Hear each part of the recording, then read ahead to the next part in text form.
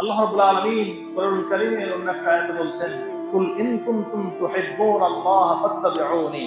হে নবী আপনি বলে দিন, আপনি আপনার উম্মতদেরকে বলে দিন, ইন কুনতুম তুহিব্বুনাল্লাহ, যদি তোমরা আল্লাহর ভালোবাসা পেতে চাও তাহলে ফাত্তাবিউনি, আমি নবী আমার ইত্তিবা করো, আমার অনুসরণ করো। আল্লাহ রাব্বুল আলামিন তার নবীকে দিয়ে বলাচ্ছেন, কুল হে নবী আপনি বলে দিন, ইন কুনতুম তুহিব্বুনাল্লাহ, যদি তোমরা আল্লাহর ভালোবাসা পেতে চাও, আল্লাহ রাব্বুল আলামিনের ভালোবাসা মহব্বত যদি পেতে চাও, তাহলে ফাত্তাবিউনি, আমি নবী আমার ইত্তিবা করো, আমার অনুসরণ করো। ইউহিব্বুকুমুল্লাহ, আল্লাহ রাব্বুল আলামিন তোমাদেরকে ভালোবাসবেন। তাহলে যদি নবীর ইত্তিবা করেন, যদি নবীর অনুসরণ করেন, তাহলে ভালোবাসবেন কে? আল্লাহ রাব্বুল আলামিন ভালোবাসবেন।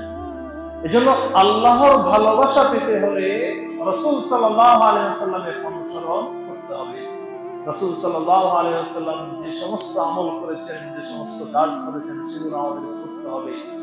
রাসূলুল্লাহ সাল্লাল্লাহু আলাইহি ওয়াসাল্লাম যে সমস্ত কাজ থেকে নিষেধ করেছেন, বিরত থাকতে বলেছেন, সেগুলো থেকে আমাদেরকে বিরত থাকতে হবে। তাহলেই আল্লাহ রাব্বুল আলামিনের ভালোবাসা পাওয়া যাবে।